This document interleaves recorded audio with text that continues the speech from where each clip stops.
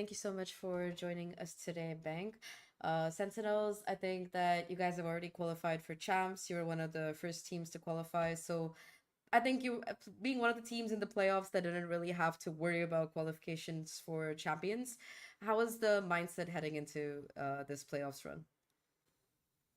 Obviously we were trying to go into playoffs with the intention to win everything. We had the belief that we could win everything. Mm-hmm. I think we really didn't show up when we needed to. We kind of crumbled, to be honest. Um, yeah, just did not play at all. I mean, we talked about it, but we just have like really good days, or we have a string of really good days, and we play incredible, and everyone understands what we're doing, and everyone's on the same page. But our bad days are really bad, and everything feels off. Nothing feels normal. We'll have a few rounds that go our way, but it felt like one of those days was today. Really, another really bad day for us. Yesterday was the same way against G2. So yeah, we had a lot of confidence going in. But it is what it is.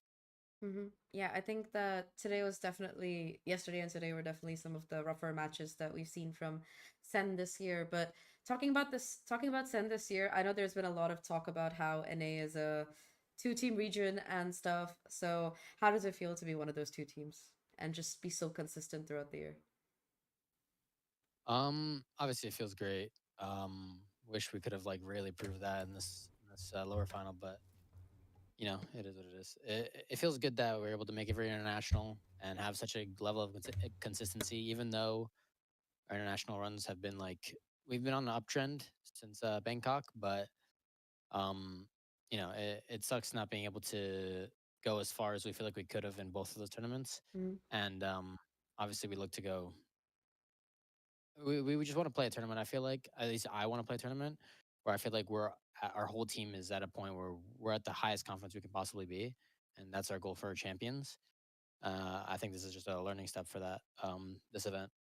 I Mm-hmm. think we understand that we were not where we needed to be, and we need to figure out why and fix the problems in this in next like month of scrims. But obviously, yeah, like you said, it does feel good being one of the top two teams in Americas. But it's not enough, and it's not the we don't want to be top two. We want to be number one.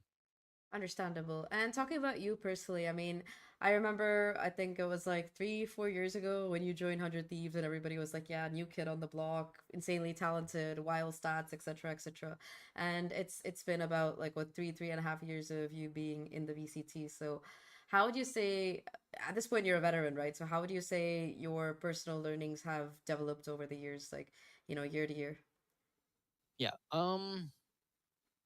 I would say that yeah, I've definitely learned a lot since when I first joined 100 Thieves, and even before that, when I was on TSM, I learned a lot. Mm-hmm. I learned a lot about like how responsible and how important this job is and what's expected of you. And I feel like a lot of what fans don't understand is everyone feels like I feel like fans probably feel like the life of a pro player is just sunshine and rainbows. Everyone loves playing video games for fun, but you get to understand like just how intense, and it's really fun. The winning is the most amazing thing, the most amazing feeling I've ever felt. Honestly, just being able to win these matches and prove to people that you're as good as other people are saying you are. You're as good as you know you feel like you are. It's an incredible feeling, but yeah, I've learned so much over the time that I've been pro, and I feel like I've transformed myself. Um, in the beginning, I was just like some kid, like you said, and I didn't really know much about the esports. I didn't have a job. I didn't never worked a real job, like technically. And that's a term I like to use, though.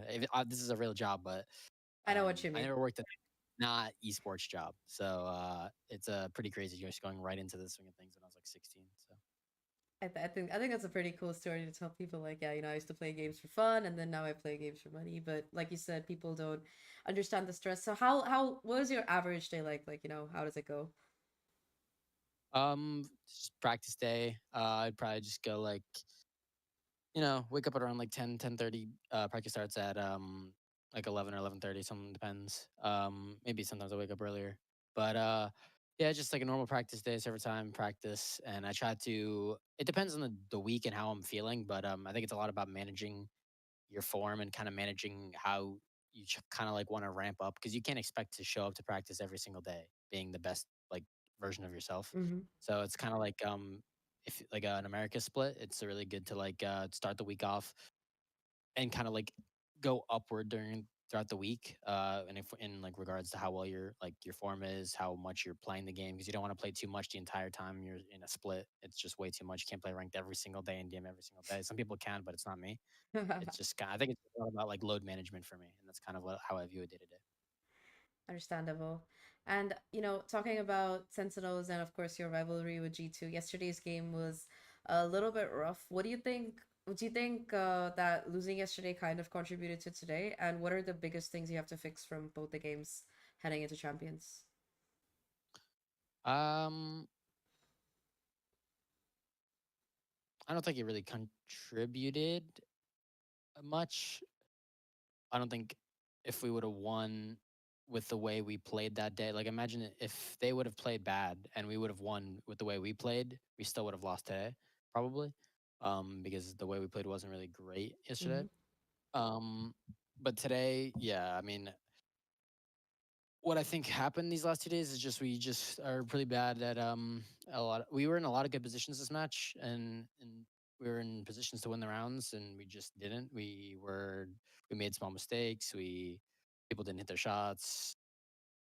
We were in a lot of good positions. I think, especially when I think of it, I think of Corrode the last map Mm-hmm. defense. We were almost always in the right spots in the round. It's just someone got picked, someone like died in a way they shouldn't have. Some player on their team made a hero play. I mean, Brock had an incredible series and kind of like won so many rounds for them. So Plus 30, it was, yeah. I was going through the yeah, stats. he's playing really well. So, yeah, we were not winning a lot of our clutches. I felt like the today and the yesterday we didn't win like any clutches. We won some, but it didn't feel like it really went our way in majority of them. Talking about clutches, I think that you have one of the highest clutch percentages in VCT America. So how do you stay calm during a clutch? Like what's kind of going on in your mind, when you're in a 1v2 or a 1v3 or something? I mean, you're just like kind of like going through the situations and what could happen. You're kind of envisioning if you have the time in the round and they're not like immediately on top of you, you're kind of envisioning what you can do and like the plays you can make and how you're going to play to win the clutch, honestly. But obviously, if you don't have time, you're just focusing on trying to put yourself in the best position to get kills and get individual duels when you're Mm-hmm. in like a 1vx. So, yeah, I think it's just a lot of just like picturing what's happening. Got it. And at Champions, which teams or which team do you think is the biggest obstacle on the way to your trophy? Um, I would say Paper X. We've played them twice this year, I think, and both times we kind of got smoked. Um, I think that they would be really fun to get a rematch against, and if we can beat them, I feel like we have the confidence to beat any team. Gotcha. And personally, you as a player, who was like your Valorant goat, when you got into the game and you would watch VCT and stuff, who was like a player you really looked up to or wanted to be like? Mm, honestly, probably my ex teammate, Asuna. I think Mm-hmm. I watched him a lot when I was growing up, or when I was like in tier two, and I didn't like. I mean, I watched him, and I watched like some TSM players like Sabrosa. Like my both ended up being my teammates, but like I loved watching these guys. They were grinders. They played all the time, and they were really fun to watch for me. So I kind of related more to Asuna because I was kind of at a similar age Mm-hmm. as he was, and it was fun to watch him stream and just play all morning right before his practice. It made me really like motivated to play as well. Mm-hmm. As one of the best controller players in the region, I think you mostly play Omen and Viper. So, which agent do you like playing more and why? Honestly, I don't have a preference, No. and yeah, not really. Honestly, I like playing. My biggest thing is I like just playing a lot of agents. It's like I mean, I only do play Omen and Viper, but I wish I could play more of the controllers. It's fun having that diversity and just being able to play like just a different agent per map, kind of. Obviously, I understand that's not like necessary and can be bad, especially when people are trying to be consistent. But I think it's most fun to be able to play like an array of different agents. I think So I like yeah, I don't mind either one. Either one. Forsaken has the current VCT record, I think 26 out of all the agents or something in VCT. Yeah, So, yeah, I think he's not played like two or three. So, yeah, there's somebody he's definitely definitely like checking them off the list. Yeah. yeah, Um, yeah. Anyway, that's about it for me. I think my last question is for Sentinels heading into Champions. I think one of the things you mentioned is that aside from the mistakes that you have to fix, you said something about like on a good day you guys are the greatest in the world, but on a bad day you guys really struggle. So, uh, what do you think personally is the best way to kind of get over that slump? Because if you lose a game one day and you're stuck in that, you have to be able to snap out of it, right? And I think Sen in particular, once you lose, until you lose that first game, you guys have been looking pretty good, but after that, it seems to be like a quick downward trend. So how do you guys think you can kind of get over that? Um, I mean, honestly, I feel like it needs to happen in the like we need to have like a match where it goes well. Like we need to be able to start like on a good foot. We can lose, but like we should be able to like we're really good when we build up momentum, in my opinion. Mm-hmm. And when we get a win going and we get a clean win going, it starts with a clean win. And once we get that going, we can get the ball rolling and we can actually start snowballing these wins. These matches start like these series start like becoming super simple for us, and everything mid rounds become simple. Situations because everyone's confident in themselves and their decision making, and there's no like hesitation. And Mm-hmm. whenever we get that happening, like we're a team that's really hard to beat. I feel like we just need to use this last month of practice, or whatever time we have left of practice, less than a month, definitely, um, Couple of weeks, yeah. to just yeah, to just clean up and get better at these mid rounds because that was the biggest issue. It was just like small mistakes, mid round issues. But if we're disciplined and play really well in practice, I think Mm-hmm. there's no reason that we can't like keep that momentum going into champs. Are you personally excited to see Abyss again in the map pool, or like how do you feel about Um, it? I mean, I'm down to see Icebox leaving for me, Fair enough.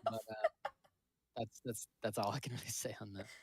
Understandable, completely understandable. And last question tomorrow between G2 and NRG, who do you think's gonna take that trophy? Um, my money's on G2. Probably, I'd say they are definitely a really hard team to beat, and they don't really have a lot of off days. So if they show up like they normally do, I think they'll be really hard for Energy to beat. Fair enough. I think that's about it for me. So thank you very much for joining us today, Bang, and good luck for champions. I hope. One of my friends is a really big fan of Sentinel, so she told me to tell you guys good luck and to quote unquote fuck them up. So that's not gonna go in the interview, but yeah, I had to say it. Yeah, it's fine. I Okay. said thanks. Thank you so much. Have a great Thank day. you. Bye bye.